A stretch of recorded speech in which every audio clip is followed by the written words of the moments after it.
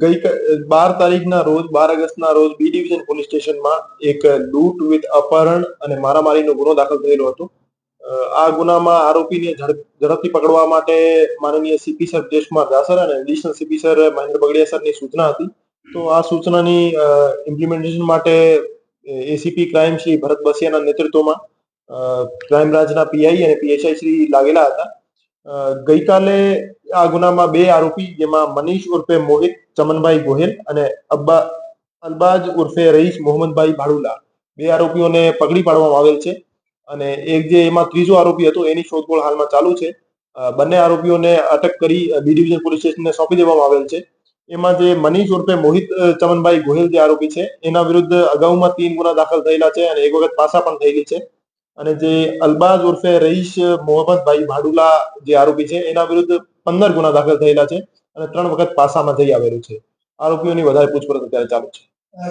Cyber crime અધિકારીની ખોટી ઓળખ આપી હતી કે કઈ ઓળખ આપી હતી જે ફરિયાદી હતો એમને પોતાની ગાડીમાં બેસાડીને એમના સાથે મારામારી કરી લૂંટ કરેલ હતી અને પોતાની ઓળખ સાયબર ક્રાઇમના એક અધિકારી તરીકે આપી હતી અને એમના ફાધર પાસેથી 40 લાખની ખંડણીની માંગણી કરવામાં આવેલ હતી. તો પછી એમને ખ્યાલ આવ્યો કે ભાઈ આ એમના ફાધરને કે આ ખોટી ઓળખ બાબતે ખ્યાલ આવી ગયો છે, તો આરોપીને છોડી મૂકી નાસી ગયા હતા. તો આ રીતે આ ગુનાને અંજામ આપવામાં આવેલ હતો.